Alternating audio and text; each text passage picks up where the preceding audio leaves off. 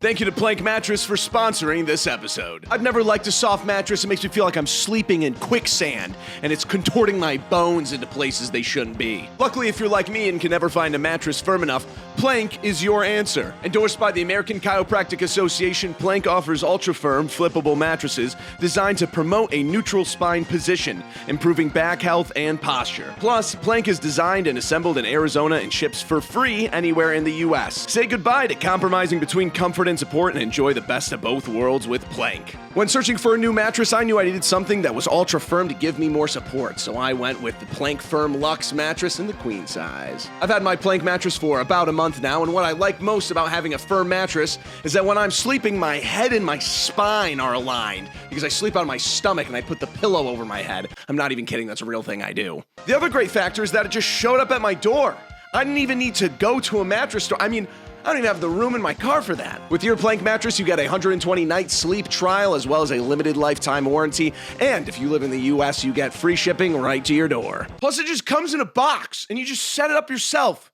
It's easy. Open box, put on the bed. I love my Plank mattress and I think you would too. If you're looking for an ultra firm bed, head over to plankmattress.com, click the links below, and get 30% off your first order using code ZachTheBold. That is 30% off your first order using code ZachTheBold. And thank you, Plank Mattress, for sponsoring this episode.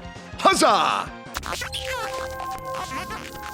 It is another beautiful day in Baldur's Gate. You hear the birds chirping outside. The morning light peeks through the window as the curtains blow in the wind. You jump out of bed for excitement on another great day. You crack open the window and proclaim to the world, "Good morning!" You turn around and bump into something. Someone. You try to get your wits about you. You look around the room, but no one's there. All of a sudden, you're pushed to the side. You hear footsteps run towards the window, and the curtains move as if someone just jumped out. Now, let's say you had felt the presence of someone under the invisibility spell first thing in the morning. How would you be able to sleep peacefully for the rest of your life? Who's to say I'm not smooching down on someone and I hear something crack in the middle of the room, so I get up and start shadow boxing? Sorry, I'm making sure there's no one invisible around. Like you do end up making contact with something, and then as she's getting out, it's just you in the background getting thrown around like Patrick in that one SpongeBob episode. The shocking thing is, this doesn't even come close to how scary and destructive the magic of Dungeons and Dragons would be. The scale of problems that would befall Faerun or Greyhawk or any of the other 5 million universes that I'm blissfully unaware of would cause complete disaster. This is how incredibly dark it would be to live within the soft magic system inside of Dungeons and Dragons 5th edition. Now let's put up a disclaimer real quick. All right, this video is not made so you can stick it to your DM or the authors of Dungeons and Dragons that they have a bad magic system, okay? This is a funny hypothetical that with loosely defined power and plenty of retcons and feigning details, that there are consequences to a world with soft magic. And your DM and the authors of Dungeons and Dragons probably want to just make a good fantasy game and not be bogged down by the social and logistical implications of having a soft magic system. I've been playing D&D for a long time now, and I've never really been a fan of being a magic caster. I actually think that playing a martial has more versatility that won't send your DM into a spiral. I can hear the wizard mains now. Sorry that my DM prefers my superiority dice over your 7th level spell that will put his boss into a cage.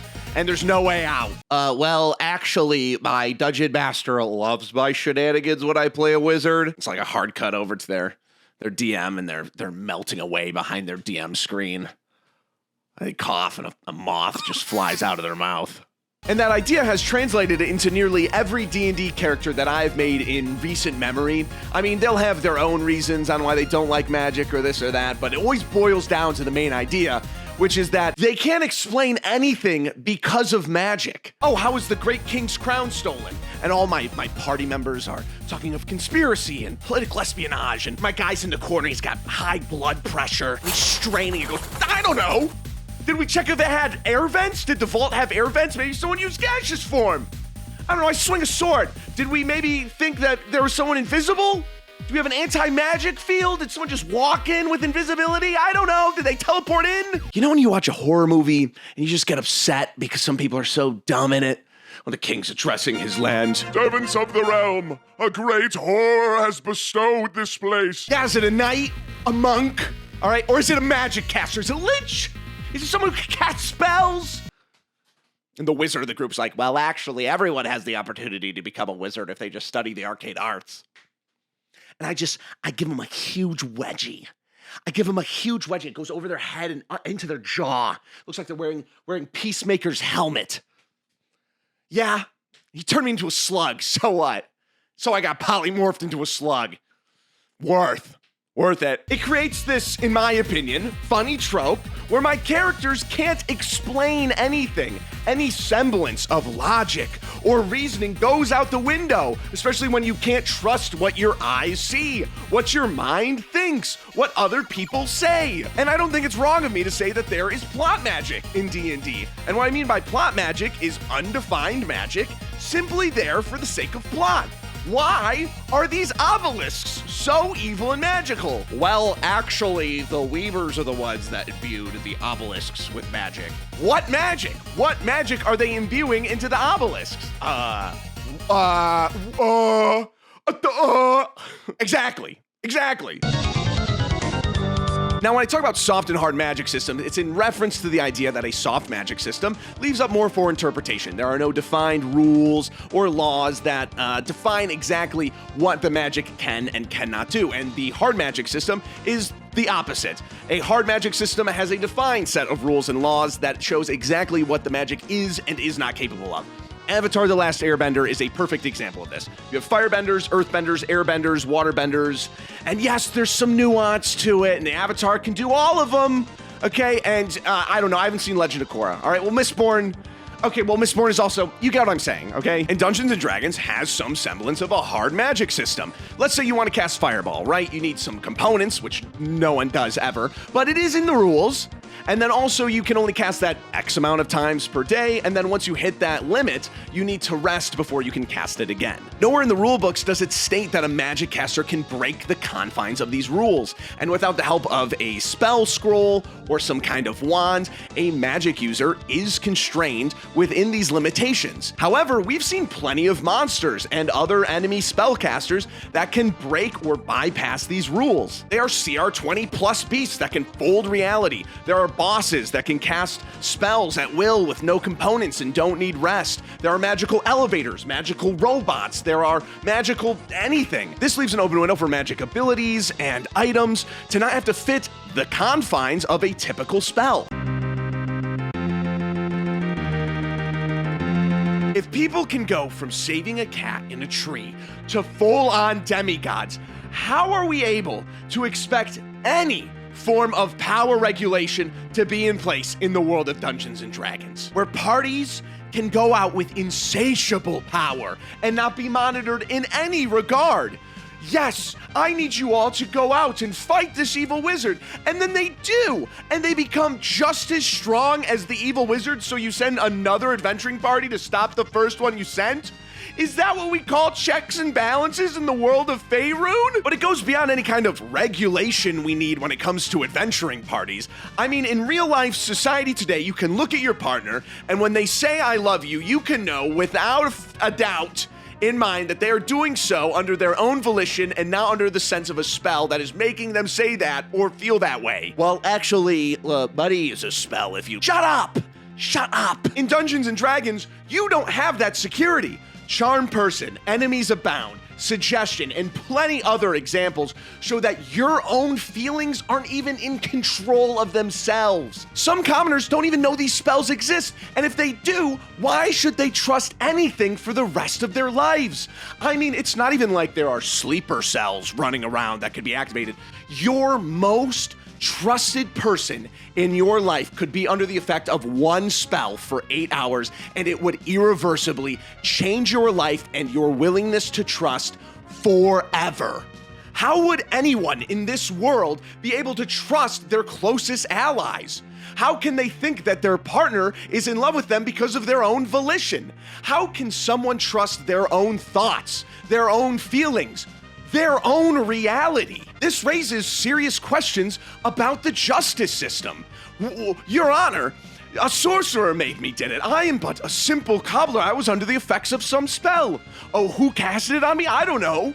It doesn't say on the spell. I failed my save. This creates a real problem. To take away someone's free will and be able to commit illegal acts for any justice system. Lying in our world is one thing, but to take someone's free will and make them commit an illegal crime would be a burden on any justice system and anyone who is trying to enforce the law. And that is one of the largest moral issues with spellcasters, the ability to take away someone's free will at level 1. Charm person, command, compel duel. Your bard casts a level 2 suggestion to make a guard move out of the way. Is that a heroic act? Or is that frivolous mind control? Imagine being that guard.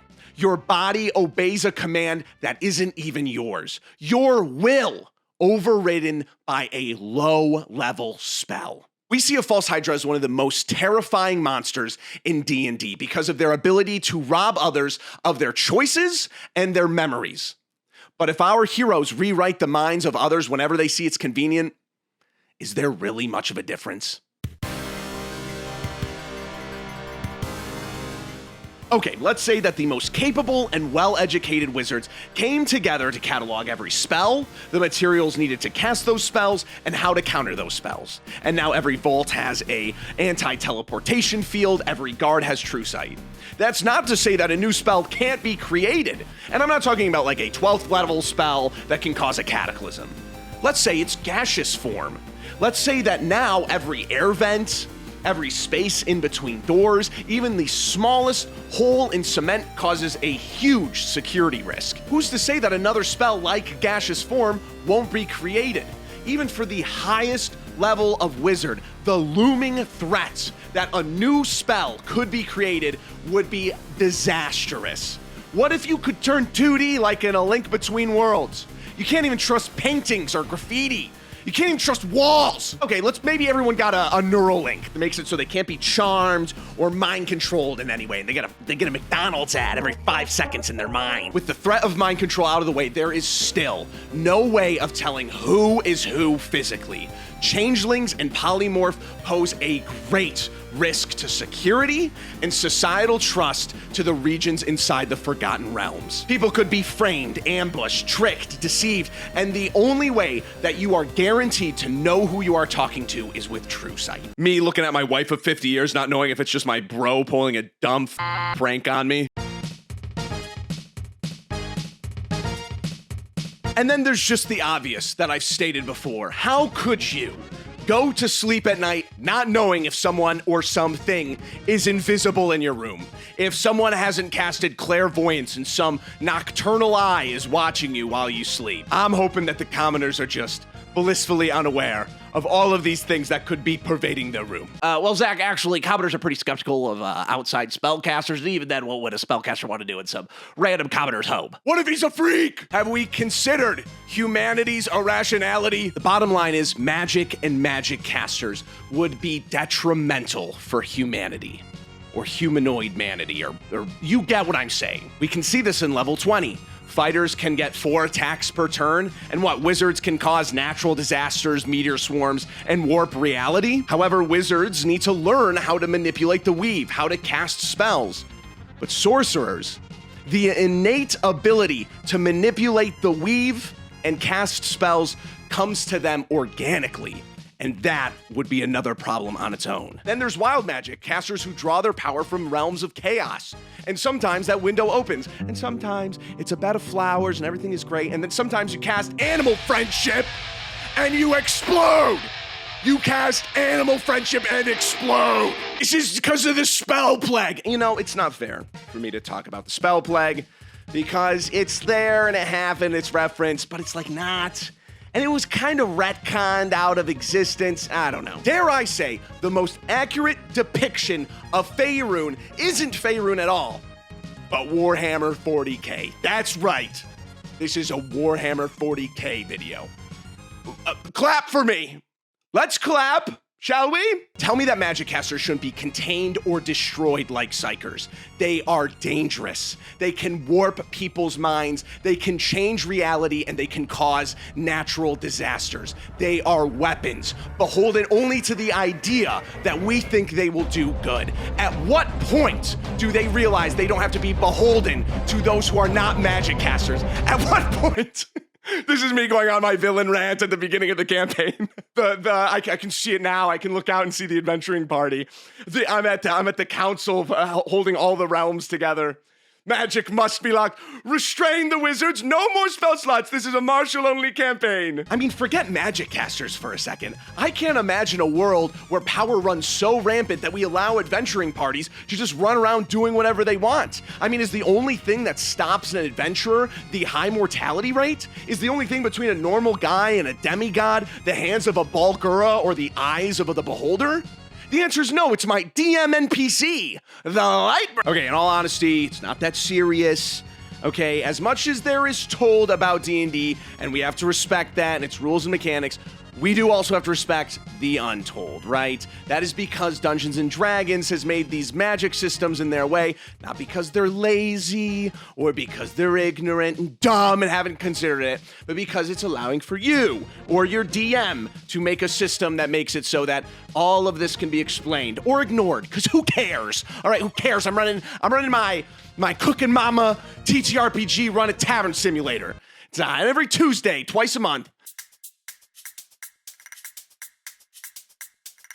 I mean, your campaign could have all guards with true sight. There could be anti-teleportation fields and vaults. There is in books. I mean, I think there's one in Waterdeep Dragon Heist. There are anti-magic fields on the walls in Tomb of Horrors, so you can't move them around. There's plenty of examples. I'm sure people in the comments will make sure you know and I know that there are other examples. I think it's fun to contemplate and think about how actual magic would impact your D&D worlds, or if you want to run a grimdark campaign. I don't think it's fun when you mechanically restrict magic. That's not what this is for. Oh, I hate that trope. I've played in so many D&D campaigns that restrict a spell slinger or a spellcaster or whatever, and it's annoying and it's bad. Listen, the restrictions are in place mechanically, okay? This is not what this video is about. All right, let me just take the moment to try to say some lore-related things. Yes, I'm aware what happened with Karsus. I'm aware that he was defeated. I'm aware Mistra was gone and is now back. And the spell plague maybe happened, maybe not. It's referenced in some novels. I don't think it is in any campaign. But the point is that it doesn't matter if you have level 12 spells or not. The problem with these spells go as low as level 1. And I just want to say, before we get to the end of the video, that yes, I am aware that there are plenty of pieces in the source material of Dungeons & Dragons that address directly my complaints that I had in this very hypothetical video. The problem I have with the D&D lore is that I have no idea what is and is not canon at this point. The wiki has a great explanation of what is and is not canon, but so many things have never been brought up again, have never been retconned out, have had a soft retcon, have had a hard retcon. I just think this was a funny hypothetical. All right, I don't want to spend 70 hours of research being like, well, actually, in the Dragonlance Chronicles, Chapter 4, Excerpt 2, I get it, all right? Make the comment, okay? Make the comment. Maybe the next time you finish a dungeon and head out into a cozy inn to long rest for the night, maybe the reason that you lock the door to keep the evil out is already inside there with you. Bye!